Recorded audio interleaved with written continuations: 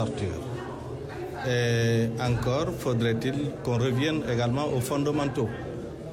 Il y a ce qui est déclaré et ce qui est véritablement la réalité. Comme vous le savez, à la première tentation, on parle toujours de cas de torture. Or, la torture telle que définie par les dispositions de notre code pénal, les dispositions pertinentes de l'article 295-1, répondent à certains critères. Est-ce qu'on est dans cette situation? Je ne saurais répondre par l'affirmative. Tout compte fait, le constat, si on doit véritablement rester dans le constat, le factuel, c'est qu'il y a un détenu qui a perdu la vie. À quelle occasion? Dans quelles circonstances? C'est ça également le travail de profondeur qu'il va falloir mener. Et comme ici en la matière, les institutions de l'État, notamment le ministère de la Justice, avec ses organes, sont en train de mener les enquêtes. Au niveau interne également, les inspections se déploient. L'observateur également est sur le qui-vive pour observer la situation. Je ne pourrais en dire davantage pour l'instant s'agissant de ce cas, jusqu'à être plus amplement informé. Ma formation de magistrat m'amène à toujours prendre recul par rapport aux descriptions d'un certificat de gendarmerie. Certificat de gendarmerie émane d'un homme de l'art appelé médecin. Il a fait des études pour cela. Il a un langage particulier que moi-même, parfois, en tant que magistrat, comme la loi me le permet, je suis bien obligé de l'appeler pour parfois me disséquer, m'interpréter certains termes qui sont utilisés, pour mieux les appréhender et les mettre dans le langage juridique. N'ayant pas encore vu donc ce certificat de gendarmerie, je ne pourrais pas véritablement m'aventurer davantage. Toujours à ce sujet, donc l'ONG Action pour les droits humains et l'amitié appelle à une enquête approfondie et des mesures immédiates, mais également à des réformes. Dans un communiqué, l'organisation souligne par ailleurs la nécessité d'améliorer les conditions de détention au Sénégal. Yaya Kamara, membre du bureau exécutif de l'ADA. Nous appelons à une enquête indépendante et des mesures urgentes suite au décès en détention de M. Bassirou Diop, survenu après son arrestation liée aux affrontements électoraux du 17 novembre dernier. Vous savez, conformément à la Constitution sénégalaise et les engagements internationaux qui garantissent d'ailleurs le droit à la vie et à la dignité humaine, y compris aussi pour les détenus. Donc, c'est vrai que nous saluons l'initiative des autorités judiciaires pour faire l'autopsie, mais aussi nous insistons que ces mêmes autorités puissent aller très loin, c'est-à-dire ouvrir une enquête transparente et justice, établir la vérité sur les circonstances du décès et engager, si possible, des poursuites en situant les responsabilités. Donc, mais aussi améliorer. Nous avons toujours interpellé les autorités sur l'amélioration des conditions de détention en faisant des réformes urgentes pour garantir des standards sanitaires et un accès aux soins conformes aux normes internationales. Donc, nous appelons aussi aux différentes parties prenantes à renforcer leurs efforts pour prévenir les violations des droits humains en affirmant que la dignité humaine est le socle d'un état de droit. Revenons maintenant sur la levée du corps de Bassirou Diop, décédé en prison à Saint-Louis. Grande mobilisation des habitants de sa commune tout à l'heure, venus lui rendre un dernier hommage. Tous retiennent de l'homme une personne engagée pour sa commune de Gueule-Tapée. Nafissatou Silla, reportage.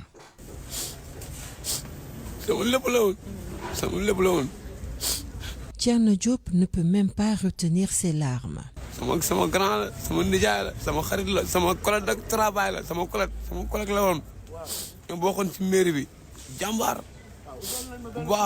Un homme engagé au service de sa commune, bref, un citoyen modèle. Ce sont les témoignages des habitants de la Gueule-Tapée, venus nombreux lui dire au revoir. El Hadj Abdoulaye Diagne, son voisin, retient de Bassirou Diop ceci. D'abord, paix à son âme. Bassirou Diop, c'était un homme très engagé. Peut-être politiquement, il était très connu. C'est la personne qui assistait. C'est la personne qui orientait. Nul doute qu'il connaissait la circulation, le reconnaissait au niveau du rond-point juste à l'université Amadou Hampâté Bâ.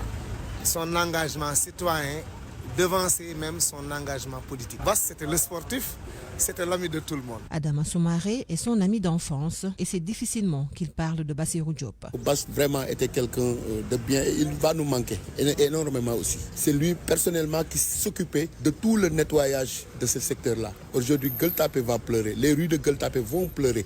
Bass avait 54 ans, du même âge que moi. On a eu à rentrer dans la même classe. Nous partageons les mêmes services.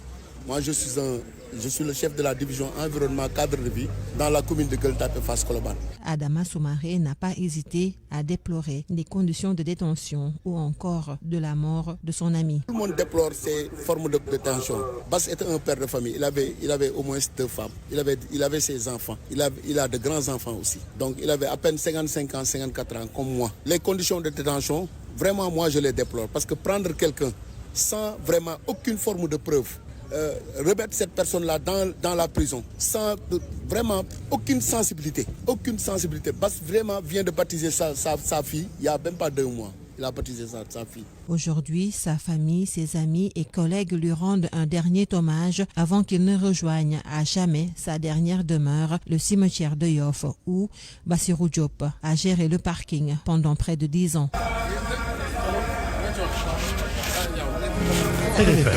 L'info, c'est ici. L'info, c'est ici. Et nous reparlons de la mairie de Dakar et cette éventuelle révocation de Barthélémy Diaz de la tête de la ville après sa condamnation définitive dans l'affaire Ndiaga Diouf. Les différents scénarios. Mohamed Ali Mouba a donné la parole à des spécialistes de la décentralisation. Ils expliquent que, le cas échéant, le futur maire devrait être issu de l'actuel conseil municipal. Mais tout peut arriver. Les maires sont élus au suffrage universel. En cas de vacances de leur poste, ils sont remplacés à l'ancienne. Amadou Sennian, spécialiste de la décentralisation. On va procéder au premier tour, c'est à la majorité absolue. Si au second tour, il n'y a pas de majorité absolue, on va au 3e tour et dans ce cas, c'est la majorité relative. En cas d'égalité de voix, le poste revient au plus bas. On va voir maintenant quelles sont les forces politiques aux partisans qui sont en présence dans le conseil municipal. En clair, si Barthélémy est révoqué de la mairie de Dakar, un scrutin est organisé. Mais vu les forces en présence, on n'est pas à l'abri de blocage. En tous les cas, ça va se jouer entre Tahaou et Pastef. Non, c'est le Yewwi qui avait remporté les élections. Entre-temps, ça s'est éclaté, bien sûr. Je ne connais pas le nombre de conseillers du Pastef, le nombre de conseillers de Tahaou, le nombre de conseillers de l'APR. Je ne connais pas le nombre de conseillers de Wallou. C'était les principales forces qui avaient participé et gagné lors des élections locales de 2022. Mais toujours est-il que la force principale, c'était le Yewwi, qui s'est éclaté aujourd'hui et qui, l'on peut scinder en deux, le Tahaou, avec Barthélémy certainement, et le Yewwi qui avait un son temps comme leader à Basfal au niveau de la ville de Dakar. Combien sont-ils exactement pour chaque force? Je ne saurais répondre. Mais dans tous les cas, il n'y a pas une exigence pour un élu de voter pour son camp parce que le mandat impératif est nul. Pour le moment, le maire de Yeppel-Derklé refuse de se projeter. Cheikh Gueye. Moi, je ne veux pas m'aventurer. Je ne suis pas de nature à parler des choses qui sont devant nous. Seul Dieu sait. Qu'est-ce qui va se passer? Seul Dieu sait. Attendons le moment. En ce moment, nous dirons ce qu'il faut faire. Mais pour le moment, nous restons véritablement conforme aux textes et règlements qui régissent. Moi, à ma connaissance, je ne vois pas un texte au niveau du Code général des collectivités territoriales sur lequel on peut s'appuyer pour éjecter le maire de Dakar à son poste. Surtout que c'est un maire qui a été très bien élu avec une majorité écrasante et qui est en train de faire un excellent travail au grand bonheur des Dakarois. Mais maintenant, parce qu'on a des contradictions, on n'est plus ensemble, vouloir le démettre, je ne pense pas que ça soit la bonne chose. Si Barthélémy est révoqué, le scrutin se fera au secret et chaque conseil municipal vote librement. Et là, on n'est pas à l'abri d'un larron. 12h13, la chambre d'accusation de la cour d'appel de Dakar statue depuis ce matin sur la demande de liberté provisoire de Ndella Madior Diouf. La patronne de la pouponnière Keur Yirmandé est en prison depuis 1 an et elle est poursuivie pour homicide involontaire, mise en danger de la vie d'autrui et exercice illégal de la médecine.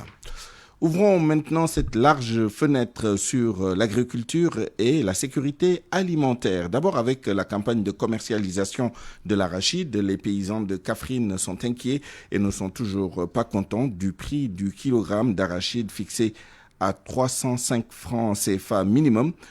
En cause, les récoltes qui n'ont pas été très bonnes. Ils ont fait face à la presse pour exiger de l'État la révision à la hausse du prix plancher ainsi que l'ouverture du marché aux étrangers.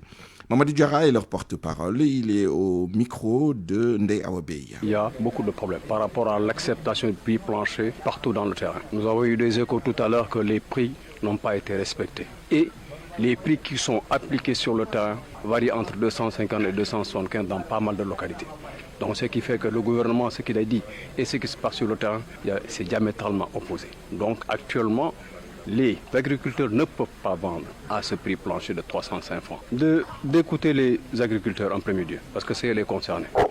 De donner l'appui au niveau des agriculteurs qui leur permettra de savoir exactement comment régler le problème. Ils ont des problèmes pour vendre. Le gouvernement a fermé les frontières pour que personne ne sorte, pour que les intrants ne puissent pas sortir. Donc, il faudrait que les agriculteurs aient tous les éléments nécessaires dans leurs mains pour pouvoir vendre au bon prix. Nous devons garder nos intrants. L'arachide, on le gardera pour voir éventuellement si on peut avoir un meilleur prix par rapport à ce qui a été proposé dans le marché. Dans la zone des Niayes, les agriculteurs veulent devenir des entrepreneurs agricoles et ils souhaitent que l'agriculture soit modernisée. C'est un plaidoyer lancé à Keur Sega, commune de Keur Moussa. Les acteurs intervenant dans le secteur de l'agriculture et du maraîchage ont organisé un forum pour peaufiner leur stratégie. Reportage chez Anta Diop. Les producteurs horticoles, les commerçants, les fournisseurs, les services bancaires se sont réunis à Keur Sega dans le département de Thiès pour se pencher sur les enjeux de la nouvelle politique agricole.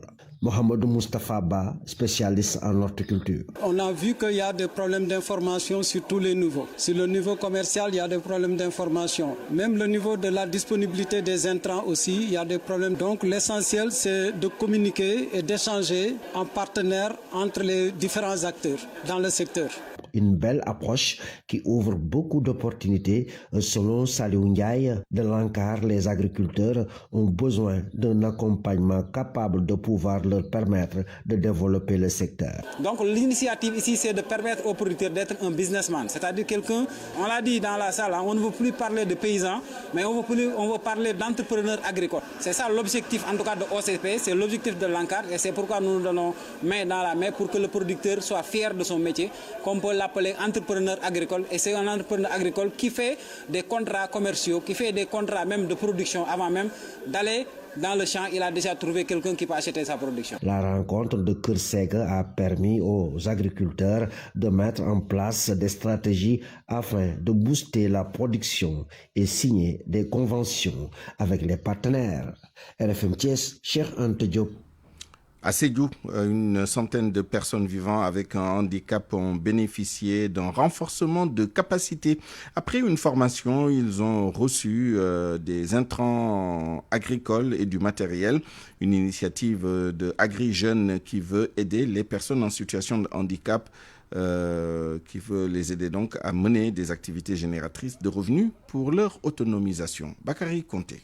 La Fédération régionale des personnes en situation de handicap a reçu des intrants agricoles et matériel agricole des maires d'Agri Jeunes. Alassane Ba, point focal d'Agri Jeunes. Aujourd'hui, nous sommes avec la Fédération des personnes vivant avec un handicap de la région de Sédhiou, dans les volets de agriculture, élevage et la commercialisation des produits agricoles. C'est l'aboutissement d'un long processus, un processus qui a démarré depuis la sélection des organisations et ensuite la sélection des bénéficiaires. Et aujourd'hui, nous sommes, après la formation des bénéficiaires, nous sommes là aujourd'hui pour la distribution d'intrants. Souleymane Massali, président régional de la Fédération des personnes en situation de handicap, avance que cet appui permettra de l'autonomisation des personnes en situation de handicap dans la région de Sédhiou. Ça concerne 46 bénéficiaires, dont 30 aviculture, 10 commerces et 6 maraîchers. Donc ça va à l'endroit de l'autonomisation des personnes en situation de handicap pour eux aussi vraiment pour se mouvoir dans l'activité de génératrice de revenus. Donc nous saluons AgriJeunes parce que c'est un ONG qui est vraiment venu à son heure. Parce que ces personnes-là, c'est des personnes à accompagner, sont venues nous accompagner pour aujourd'hui chacun puisse vraiment s'activer, avoir une activité génératrice de revenus.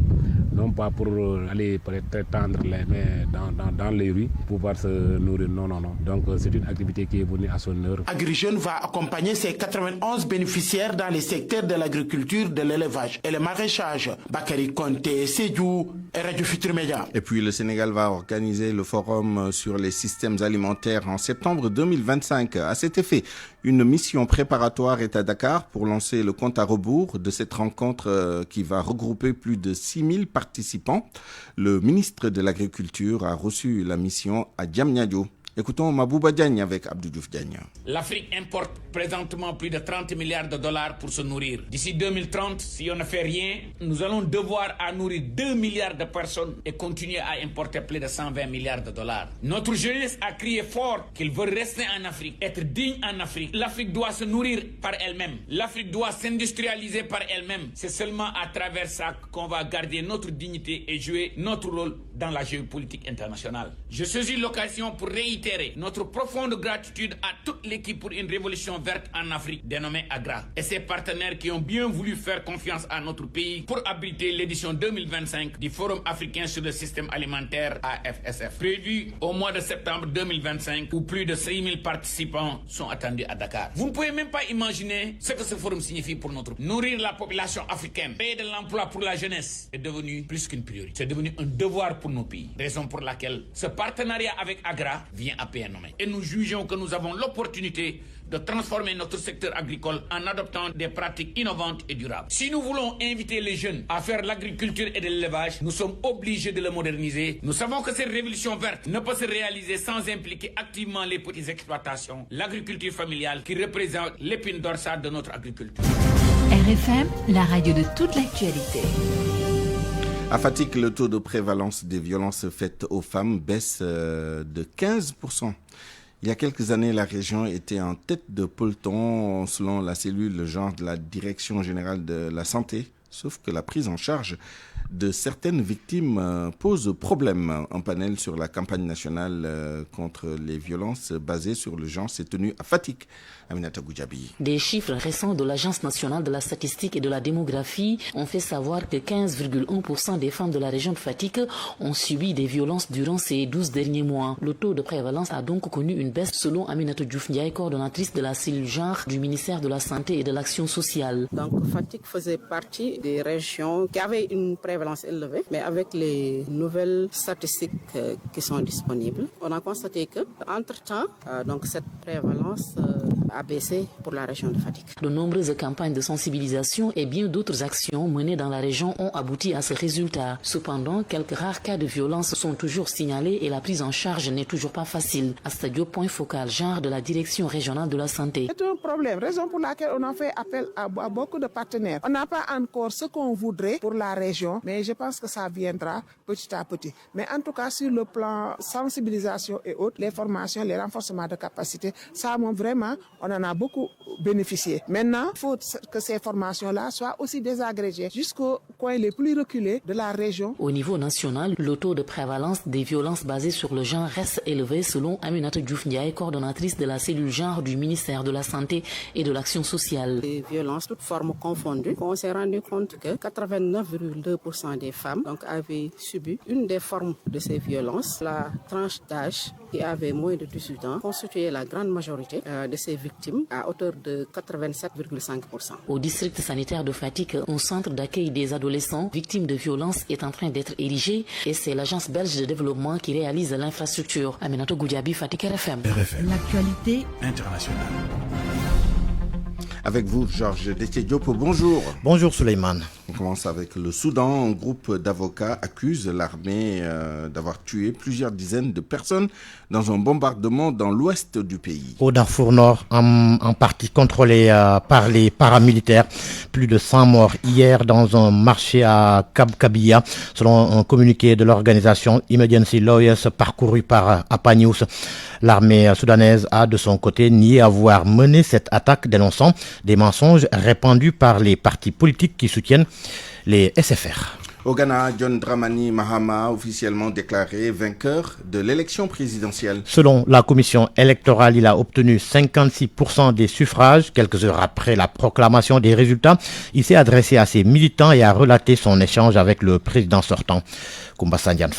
Dans une déclaration prononcée quelques instants après, le leader du Congrès national démocratique a salué cette victoire comme une étape décisive pour le pays. Il a également exprimé sa gratitude envers le vice-président sortant Mohamedou Baoumia pour avoir reconnu sa défaite avant l'annonce officielle. Le président sortant Nana Akufo-Addo a félicité son successeur lors d'un échange téléphonique selon John Dramani Mahama qui précise la volonté d'une transition fluide dans l'intérêt du peuple ghanéen. Ils ont convenu de l'installation d'une équipe de transition dès demain mercredi. Avec cette victoire qualifiée d'éclatante, John Mahama a affirmé avoir obtenu un mandat clair des électeurs. Le président élu a également tenu à saluer sa colistière, professeure Diane Ageman, première femme élue vice-présidente du Ghana. Selon lui, c'est une avancée historique qui ouvre une porte à de nombreuses femmes au Ghana et au-delà. John Mahama a promis des réformes majeures pour répondre aux attentes élevées des citoyens ghanéens, rétablir la confiance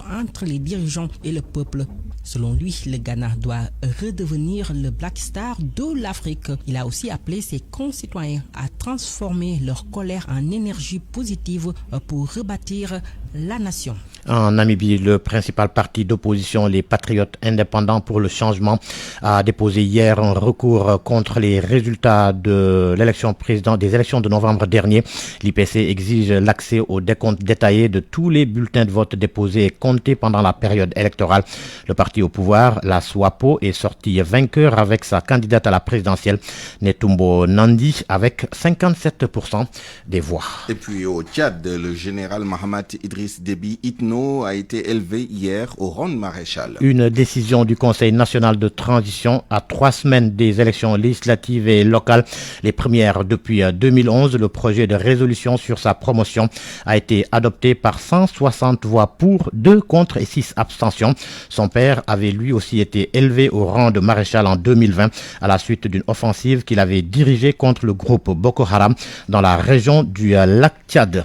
En France, l'auteur franco-camerounais Charles Onana, reconnu coupable de complicité de contestation publique de l'existence d'un crime contre l'humanité au Rwanda.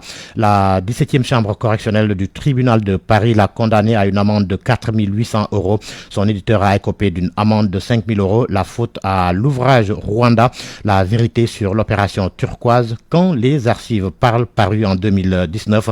Dans le livre, Charles Onana soutient que la thèse conspirationniste d'un régime hutu ayant planifié un génocide au Rwanda constitue l'une des plus grandes escroqueries du XXe siècle.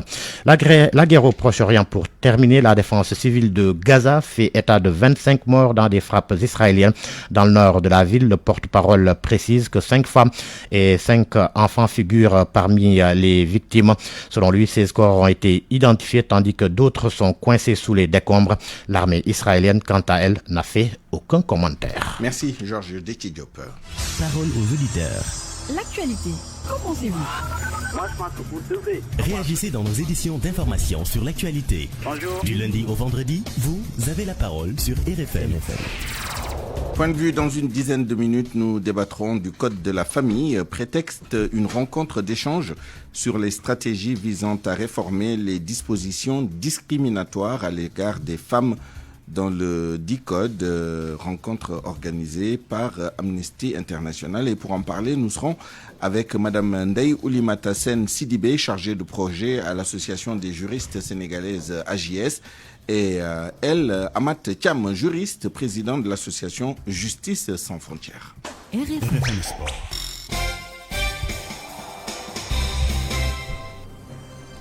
Mais d'abord, le journal des sports avec vous, Malal Junior Diagne. Bonjour. Bonjour Suleiman. Women's Africa League, on joue la finale dans la poule A. La finale de la poule A qui va donc opposer les deux équipes favorites de cette poule A. Al-Ahli de l'Égypte qui défie l'équipe de l'AS Ville de Dakar, déjà qualifiée pour le second tour. À quoi donc s'attendre? À quel genre de match doit-on avoir doit-on s'attendre pour cet après-midi?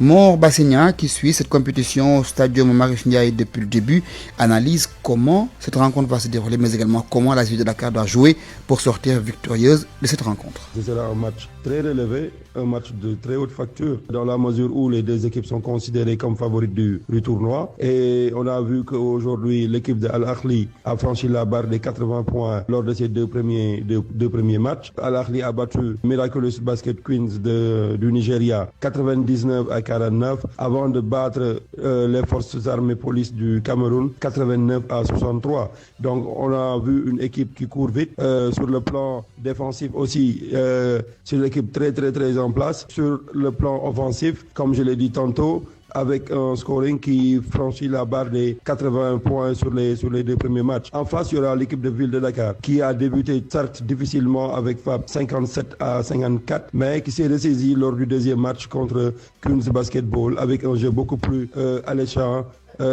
Une agressivité en défense, et je pense que même que Ville de Dakar peut tirer son épingle du jeu en étant beaucoup plus agressif contre cette équipe égyptienne, en courant mais aussi en étant lucide en attaque. On a vu que l'équipe de Ville de Dakar rate beaucoup de paniers faciles, quelques pertes de balles et surtout les lancers francs.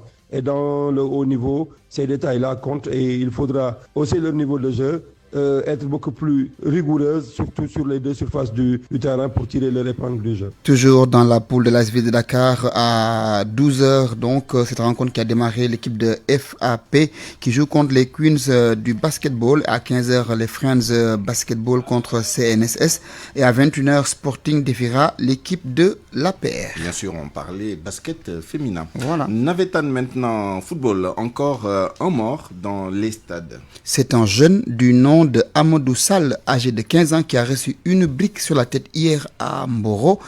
Résultat des courses, le préfet de la ville de Tuaon a décidé de suspendre les Navetans. Cheikh Anta Diop pour plus de détails.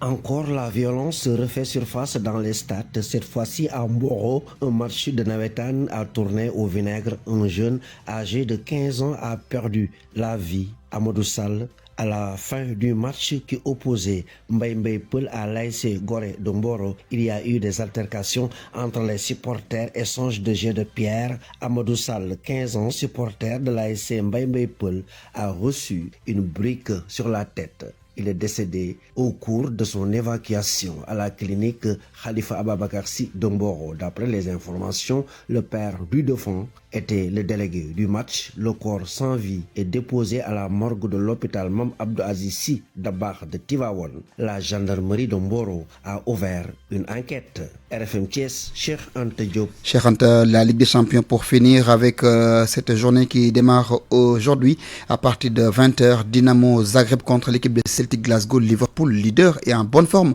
en Angleterre, qui se déplace pour défier l'équipe de Girona. Salzbourg reçoit le Paris Saint-Germain en difficulté. Brest fera face à l'équipe de PSV Eindhoven. L'Atalanta de Bergame face à l'équipe du Real de Madrid, championne d'Europe en titre et en difficulté donc dans cette Champions League. Leverkusen fera face à l'Inter de Milan. Aston Villa se déplace en Allemagne pour défier l'équipe de Leipzig. Club de Bruges joue contre le Sporting Portugal, Suleiman. Le journal des sports à l'instant. Malal Junior Diagne, bonjour. Merci. Au revoir. Merci. Au revoir. La revue de presse avec Mohamed Ali Mouba. Bonjour. À la une, Barthélémy Diaz enrage contre Diomaye et Sonko. Quelques jours seulement après sa radiation de l'Assemblée nationale et alors qu'est ajoutée dans les chaumières de PASTEF la possibilité de sa révocation de ses fonctions de maire de la ville de Dakar, Barthélémy a effectué des tirs de barrage hier pour signifier qu'il ne mourra pas sans avoir combattu. Et hier, au cours de son face-à-face avec la presse, il a soutenu que tout ce qui se manigançait relevait de la politique politicienne et il s'agrippe à ses cris de la mairie comme le relève Source.A. Pas question de boucher d'un iota. Lâchez-moi les baskets et occupez-vous des problèmes des Sénégalais. Le riz coûte cher, l'huile, le pain, les fruits et légumes passent du simple au double. Et Barthélémy d'y aller un peu plus loin. Le journal Le Quotidien lui ouvre ses colonnes sans attendre et il dégaine. Il y a une volonté manifeste de me mettre en prison pour m'arracher la mairie. C'est que pour enquête, Barthélémy joue sa survie politique. Maître Ngagne Demba Touré de PASTEF qui a fait une sortie juste après celle de Barthélémy a soutenu que si l'on applique la loi, Barth va perdre inévitablement son mandat de maire de la ville de Dakar. Un citoyen a d'ailleurs saisi le préfet conformément aux dispositions du code électoral aux fins de révocation du maire. Et le journal de se demander si nous n'étions pas en train de revivre là la saga des purges politiques, des manœuvres politiciennes destinées à écarter des hommes politiques. Le journal Le Public note qu'après l'Assemblée nationale, le Focati mairie plane sur Barthélémy. Ça va dans tous les sens, remarque Walfatri. Public qui revient à la charge note en tout cas que l'histoire béquée. Les Pastéfiens n'apprennent pas des erreurs des autres, des erreurs de Benno Bokk Yakaar. Barthélémy n'est pas le premier ni le dernier à vivre du Yaay Dolé. Wade a fait Macky Sall, Macky a fait Sonko. À force d'injustice, il risque de faire Barthélémy. L'évidence note en fait que Taxaw est hanté par les démons du passé. Barth est en train de vivre la même chose que son mentor Khalifa Sall. Barthélémy s'est penché par ailleurs sur la mort de Bassirou Diop, son garde du corps. Il a accusé carrément la BIP, la police, d'avoir tué le jeune homme. Dans Source.A, il soutient que Bassirou Diop n'est pas mort de mort naturelle. On retrouve les mêmes accusations dans le quotidien. Et pourtant, c'est ce que semble pointer le certificat de décès signé par le médecin légiste. Le même journal résume les grandes lignes du document en première page. L'Observateur lui aussi a pointé ce qu'il appelle les détails qui bouleversent, je cite, les certitudes. Son admission à l'infirmerie, l'admission donc du jeune Bassirou Diop à l'infirmerie dans la prison de Saint-Louis de 10h à 19h, la perfusion administrée et le retour en cellule constaté par les surveillants de prison. Le journal revient aussi sur la respiration haletante du défunt, son évacuation à l'hôpital, le suivi assuré par les médecins et le décès survenu le 7 décembre dernier. Jamais 203, nous reparlons des élections après les législatives, bientôt les locales. Vox Populi, notre PASTEF qui vient de gagner les législatives, fonce droit vers les locales. Le bureau politique des Pastéfiens s'est réuni selon la publication. Mais en attendant, PASTEF a intérêt à se pencher sérieusement sur la situation des étudiants de Ziguinchor. Walf note que les étudiants pressent l'État pour la réouverture du temple du savoir. Réumi Quotidien ouvre davantage le spectre. Ce n'est pas seulement Ziguinchor. Diomaye risque de faire face à l'UCAD, à l'UVS aussi. Partout ça grogne. Le ministère de l'Enseignement supérieur risque de faire face à des interlocuteurs de plus en plus radicaux. Fin de citation. À la une du journal Le Témoin, l'évaluation des législatives et perspectives politiques au nouveau méga NDEP post-électoral du Parti socialiste. Oui, une séance de NDEP est convoquée ce mardi 10 décembre 2024 par la commission chargée des élections sous la direction de Serigne Mbaye Thiam. Des débats houleux et des empoignades de déception ne seront pas à écarter entre cadres socialistes, prédit la publication en première page du journal Point Actu. Diplomatie, les dessous de la Qatar Connection. Le journal explique comment Bibo Bourgi a branché Karim Wade avec les murs du Qatar et comment évidemment ces derniers ont branché Bassirou Diomaye Faye qui a reçu Karim Wade. Le journal pointe le rôle de Karim Wade, oui, rôle d'agent d'influence de l'émirat gazier auprès des nouvelles autorités. Bonne nuit à tous. Point de vue. Regard croisé sur l'actualité du jour. À 12h37, bienvenue dans notre rubrique Point de vue. Pour la réforme des dispositions jugées discriminatoires à l'égard des femmes dans le Code de la famille, des acteurs étatiques et non étatiques se réunissent aujourd'hui pour échanger sur la question. Et pour en parler, nous sommes en ligne et en direct avec Madame Ndeye Oulimata Sen Sidibé, chargée de projet à l'Association des juristes sénégalaises AJS. Madame Sidibé, bonjour. Bonjour à vous.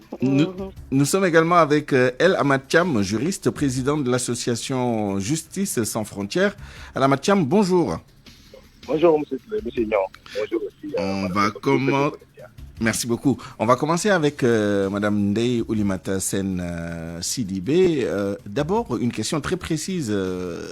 Quels sont les changements souhaités par les militants des droits des femmes, qu'ils soient hommes ou femmes d'ailleurs, dans le code de la famille? Quelles sont ces dispositions jugées discriminatoires à l'égard des femmes? Bonjour, monsieur. Monsieur, merci beaucoup de m'avoir donné la parole au nom de l'association des juristes sénégalaises. Cette loi, comme vous dites, le code de la famille est régi en 1972. D'accord, c'est un code consensuel qui a impliqué tous les acteurs religieux, coutumiers et traditionnels, mais on pense qu'elle a fait son temps. Il y a des dispositions qui sont discriminatoires. Je peux vous en citer, comme le relèvement de l'âge du mariage de la fille. Vous savez, dans le code de la famille, on a mis que la fille peut être mariée à l'âge de 16 ans. Alors que dans le code international des droits de l'enfant, le mineur est défini comme l'enfant entre 0 et 18 ans. Alors on pense, dans le code de la famille, on doit relever l'âge du mariage à 16 ans. Mais aussi, pour le domicile conjugal, on pense que si ça freine l'épanouissement de la femme mariée. Parce que vous savez, je peux vous en donner des exemples. On dit dans le code de la famille que c'est l'homme qui choisit le domicile conjugal à la femme. Alors si maintenant le domicile conjugal n'est pas adapté au travail de la femme, ça pose problème. Parce qu'on a vu dans le de droit que parfois des hommes viennent porter plainte pour abandon de domicile à leur femme, alors que la femme là où elle travaille et le lieu de son domicile ne sont pas les mêmes. On pense qu'on doit discuter de ça, mais aussi ne plus mettre que c'est seulement l'homme qui décide du domicile conjugal, mais que le domicile conjugal doit être choisi d'un commun accord entre les deux. De façon consensuelle entre les deux. De façon consensuelle, oui. Mais aussi il y a une disposition du code de la famille qui dit qu'en cas de décès de la femme qui travaille, que son mari, si le mari ne travaille pas, il aura droit aux indemnités de décès. Mais s'il travaille, il ne pourra pas le faire. Alors on pense que c'est discriminatoire. Parce que quand l'homme décède, à la fin de chaque mois, sa femme reçoit la pension alimentaire pour les enfants. Alors au nom de quoi, quand une femme décède, on doit faire table rase de son travail, mais aussi de ses enfants. Si son mari travaille, c'est bien, mais oui. Madame Ndeye Oulimata Sen, alors vous venez de nous citer quelques dispositions qui sont ciblées par la campagne qui est en cours. Il y a également d'autres. On n'aura malheureusement pas le temps de passer en revue toutes ces dispositions. Il y a notamment l'autorité parentale, la puissance paternelle, pardon. Je sais qu'il y a quelques améliorations qui ont été apportées, chemin faisant. Mais qu'est-ce que vous souhaitez réellement, une refonte globale ou continuer à faire ces changements de façon incrémentale au gré justement de l'évolution de notre société? Non. L'AGIS, comme vous le savez, fait partie depuis 1966, le ministère de la Justice avait initié un arrêté avec l'implication de tous les ministères, notamment le ministère de la Femme, mais aussi avec les directions qui concernent tout ce qui est réforme. Et l'AGIS était la seule association de la société civile qui faisait partie du comité, et c'était la révision de toutes les dispositions discriminatoires. On pense qu'on doit régler tout ça maintenant. À l'heure où nous sommes, on doit discuter de toutes ces dispositions discriminatoires qui sont en faveur de la femme et de l'enfant. On reviendra sur la procédure tout à l'heure avec vous. Avant cela, El Hamad Thiam, je rappelle que vous êtes juriste et président de l'association Justice sans frontières. Comment s'y prendre? Est-ce qu'il sera facile de réformer un texte aussi sensible du fait qu'il y a des implications religieuses, culturelles. Madame Sidibé l'a rappelé tout à l'heure. Ce code de la famille a fait l'objet d'un solide consensus en 1972 entre les autorités politiques et les autres autorités, notamment religieuses du Sénégal. Voilà, merci Suleiman. Pour avoir participé dans le travaux en tant qu'expert de l'association des juristes du Sénégal que je salue de passage avec Madame Ami, l'autre là, Madame Abibatou Diallo. Abibatou Diallo, oui. D'autres femmes vraiment très braves qui travaillent autour de cette organisation-là, surtout avec les conventions de Maputo-là pour l'incorporation. Ben, je vais dire en commençant que bon, il ne faut pas se perdre de vue. Moi, je toujours dis que s'il y a dans notre corpus juridique deux codes qui sont les parents pauvres de notre législation sénégalaise, c'est le code du travail et le code de la famille. Ce sont ces deux codes-là vraiment qu'on a complètement oubliés pour les refondre, pour les mettre à jour, pour qu'ils soient adoptés à notre bon vouloir et à l'évolution de la famille, de la société, aussi vite que ça.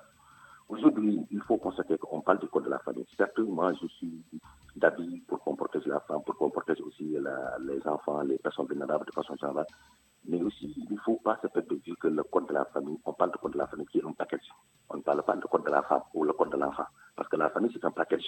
Maintenant, on peut réformer, certes, mais on ne peut pas peut-être prendre un code pour réformer allant dans le sens de privilégier un sexe au détriment d'un autre sexe. Parce que tu parles de famille, il parle de ménage.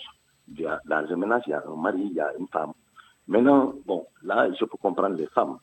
Bon, parce qu'ils sont très vulnérables dans le ménage et ils se touchent tout le temps et ce sont les victimes de violences conjugales.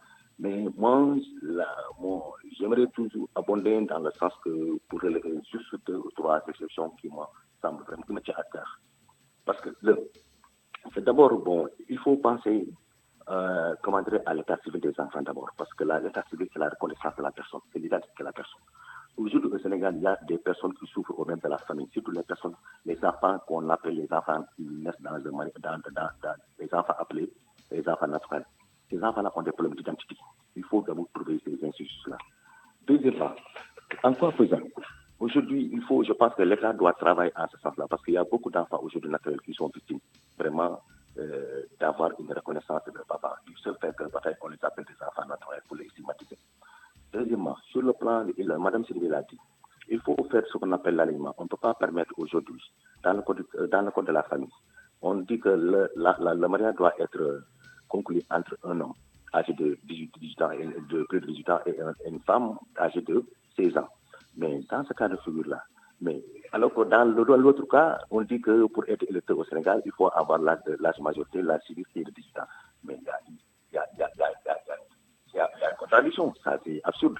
Donc il faut passer à l'alignement peut-être de celle-là. Et c'est l'âge de 16 ans-là qu'on attribue à la femme pour pouvoir contracter un mariage, mais ça facilite les mariages forcés, les violences, parce que l'enfant âgé de 16 ans, il n'est pas encore mature. Voilà, ça facilite aussi les violences conjugales. Donc il faut y passer à ça. Deuxièmement, ce qui encore me tient à cœur, surtout, c'est le fait que, pourquoi au Sénégal, quand tu veux te marier, on te dit tu vas aller à la mosquée. Parce qu'au Sénégal, il y a ce qu'on appelle le mariage constaté, le mariage célébré et le mariage coutumier. Le mariage coutumier, c'est un mariage qui est accepté, parce que c'est le mariage qui a été célébré selon notre coutume, selon notre religion. Mais après le divorce, quand tu veux divorcer, on te dit que même si tu n'as pas de certificat de mariage, tu dois obligatoirement aller devant le juge. Alors que nous savons ici au Sénégal, il y a beaucoup de femmes qui traînent les pieds devant les juridictions. Depuis des années, ils veulent sortir de leur lien matrimonial, et jusqu'à présent, leur mari leur cogne de ne pas leur donner leur pièce d'identité ou leur extrait. Cela, ça pose beaucoup de problèmes aujourd'hui des femmes. Mais pourquoi pas on autorise cette autorité religieuse-là, qui est l'imam, de constater le mariage en amont, mais en amont. Et au finish, on dit que voilà, au Sénégal, quand tu veux divorcer, le divorce légal, il faut aller au tribunal. Mais cette autorité religieuse-là, mais le juge, c'est une autorité judiciaire, le juge, même le juge qui constate le divorce, même le juge qui était en train de régler un mariage qui a des problèmes. Mais ce juge-là, son mariage a été célébré devant un imam. Mais pourquoi on n'accepterait pas ça, pour aller plus vite et désengorger les tribunaux d'instance? Mais pourquoi pas ne pas, surtout il y a des maisons de justice qui sont là. À défaut d'aller devant l'imam, constater ce mariage qui n'a pas de certificat de mariage, l'imam peut le constater, et après aller au tribunal faire ce qu'on appelle homologuer cette convention. À défaut, il y a des maisons de justice qui ont été créées dans les quartiers maintenant. Pourquoi? Par ces gens qui veulent se marier et faire le divorce à l'amiable. Mais comprennent les maisons de justice, constater ces divorces à l'amiable, et après donner au juge du tribunal d'instance de constater ce mariage. Mais là, c'est ceux-là qui ont des certificats de mariage, qui veulent faire ce qu'on appelle un divorce contentieux. Là, il faut se présenter devant le juge pour régler ça. Mais si on continue à ce limite-là, il y a combien de femmes qui sont divorcées dans la rue, alors qu'au sens du terme, au sens du droit, ils ne sont pas divorcés, au sens de la loi. Position, bien naturellement. Juste un dernier tour de table très rapide avec Madame Ndeye Oulimata Sène Sidibé. Comment s'y prendre? Parce qu'il y a beaucoup de résistance, il faut le dire. Quels sont les arguments les plus significatifs, disons, pour vous, les plus éloquents pour convaincre tous qui pensent qu'on va trop vite en besogne en voulant apporter des réformes substantielles à ce code de la famille? Madame Ndeye Oulimata Sidibé. Madame Ndeye Oulimata Sène Sidibé qui n'est plus en ligne avec nous. On va la retrouver tout à l'heure dans la version Wolof de ce débat, ainsi que El Amat Thiam, juriste et président de l'association Justice sans frontières, que je remercie pour sa participation à ce débat. C'est la fin de cette édition à 12h49 minutes. Je vous remercie de l'avoir suivi. Merci à toute l'équipe qui l'a préparé et réalisé. El Haj Ndiogoudien à la rédaction en chef, chef d'édition Koumba Sandiane Faye, la mise en onde assurée par Abdoulaye Diop, à la production Alioune Ba. À 13h, vous avez rendez-vous avec El Haj Ndiogoudien pour le grand journal en Wolof. D'ici là, excellente suite des programmes sur la RFM. Au revoir.